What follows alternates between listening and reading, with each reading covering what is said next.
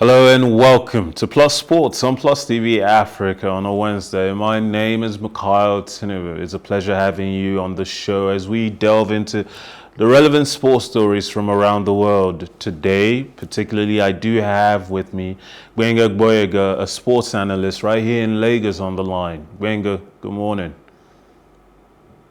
Yeah, good morning, Tinubu. I'm great. I'm really excited today and pleased.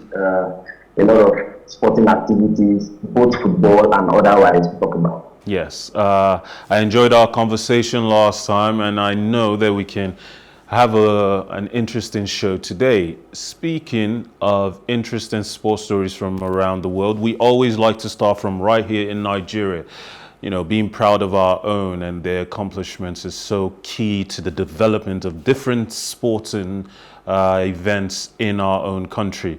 Team Nigeria, which won the recently finished African Open Para-Powerlifting Championship in Egypt, was greeted with a hero's welcome when it arrived back in Nigeria on Monday at precisely 4:55 p.m., Nigerian time, and Aska Airline aircraft carrying the delegation touched down at the Murtala Mohammed International Airport with a total haul of 43 gold, 14 silver and 2 bronze medals.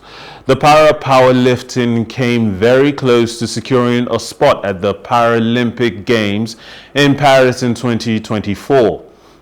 Speaking about his team's success in Egypt, Chiamaka Nzenwane Charles, president of the Nigeria Para-Powerlifting Federation, praised the athletes for their efforts and Sunday Dare, Minister of Sports, for playing a fatherly role in promoting the sport.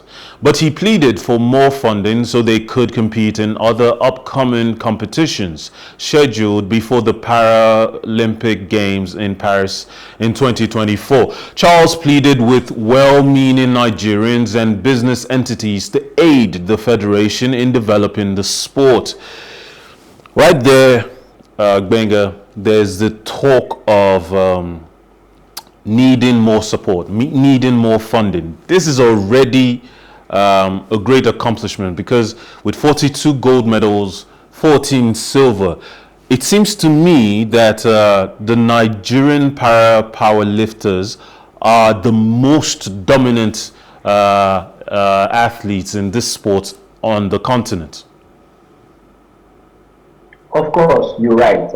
And even before the tournament of Cairo, you remember that we did so well in Birmingham, England, when Nigerians also came first and second on gold and silver, and then Australia took third position. So generally, the powerlifters representing Nigeria have been doing us proud. Athletes generally have been doing us proud. We would sneak in programs into the mix. But like you rightly said, with the new tenure of the sports minister coming into place, one would require that more attention is given to all these sports that are not football. Talk about baseball, talk about badminton, about table tennis. We have a world star in table tennis as well. But back to the topic, talking about the Paralympians, I feel like the media are already doing their best, at least to go on Google these ladies and these guys. So which means media are doing their thing. But it doesn't end there. It continues with administration. It continues with the structure. How do these Paralympians go further after the tournament? Are they forgotten? Do they just return to their foreign base and we hear nothing about them anymore? There should be some sort of inclusive. You know, Gbenga, when there is a general talk. Gbenga, sorry to cut you off. The truth is, if we employed a rewards-based model where you get more funding, you get more bonus prize money if you do well. Our Paralympians, our para-athletes should be the best paid, best taken care of athletes in the country, and yet that is not the case.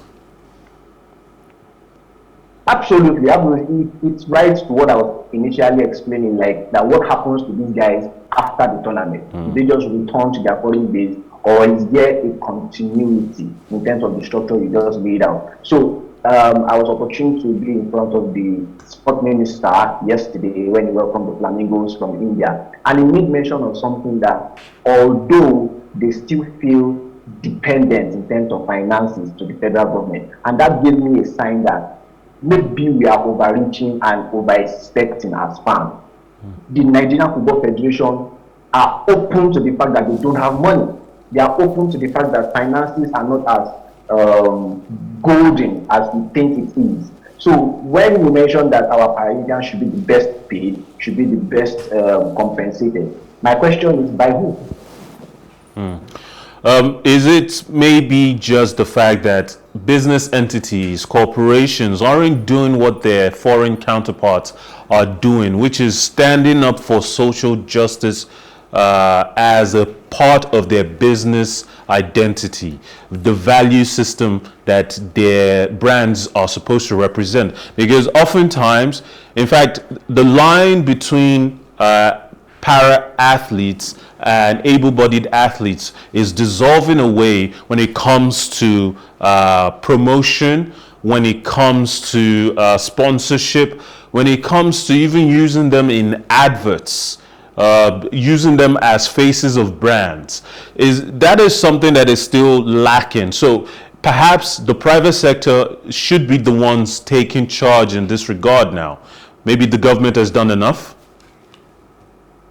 I'm sure if you are a business person and you want to invest, you would like some kind of traction when you're going into business with especially a federation. One huge difference between foreign-based and home-based sporting federation is that in the foreign-based, business is symbiotic. In Nigeria, business is parasitic. So you are saying a businessman who owns a firm or a private sector should just churn out money somewhere he doesn't feel confident of any form of traction. So there should be a structure in place where sponsors, partners, even the federation or government officials can say, okay, I am coming in because I know in spite of my philanthropy, this and this and these are the tractions I'm going to get. You can talk about Roman Abramovich of Chelsea. Yes, everybody talks about the fact that he turned out billions to float the club. But if you look at it deeply, he had a lot of tractions.